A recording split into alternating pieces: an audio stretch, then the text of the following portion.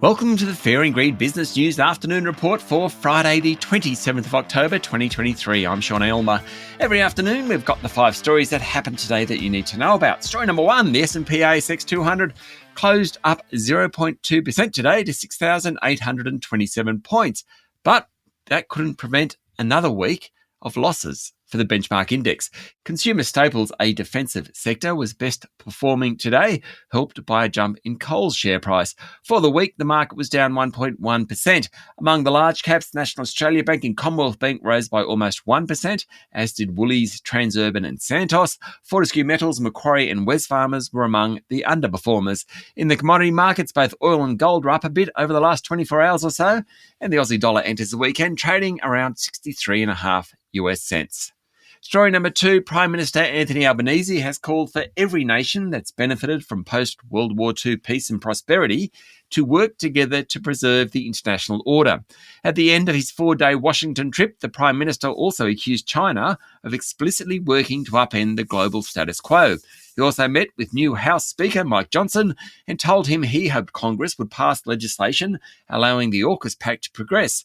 Albanese also held a closed meeting with about 50 US politicians, some of whom are worried that the AUKUS deal could slow the manufacture of subs for the US. On China, the Prime Minister appealed for a dialogue between the US and China to diffuse tensions. Next stop, next week, Beijing. Story number 3, Harvey Norman is the country's largest white goods and home retailer, and pre-tax profits halved in the September quarter with a rapid slowdown in sales. Turnover in their stores in Australia and overseas, and that includes Harvey Norman Domain and Joyce Main, fell by 9% during the period. That compared to a 12% drop from competitor The Good Guys, which of course is owned by JB Hi-Fi. Chair Gerry Harvey said foot traffic was down between 20 and 25%, and sales had fallen by more than expected. People are prioritising travel over home goods, and regional areas are doing better than cities. Harvey, a noted optimist, said he thought October, November and December would be reasonable. Harvey Norman's share price fell initially, but then rose during the day to end up nearly 5%.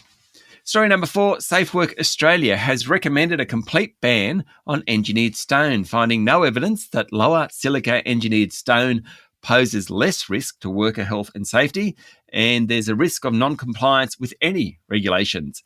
The report says, and I quote, "The risks posed by working with engineered stone are serious, and the possible consequences of being exposed to RCS generated by engineered stone are severe and sometimes fatal." It goes on to say that there's evidence of continued non-compliance with regulations despite significant education and awareness-raising activities, as well as enforcement action by regulators. The report found that lower silica content engineered stone was not expected to result in improvements in compliance, and that the features of the sector that have contributed to the current levels of non-compliance remain. And story number 5, US forces conducted strikes on 2 facilities in eastern Syria today. Now, it believes that those facilities were used by Iran's Islamic Revolutionary Guard Corps and affiliated groups. They're in response to attacks on American troops in the region. Defense Secretary Lloyd Austin said Joe Biden, the president, ordered the precision self-defense strikes. Austin warned Iran and its proxies not to threaten US forces and stressed that he viewed the US strikes as separate and distinct from the Israel-Hamas war, according to Bloomberg.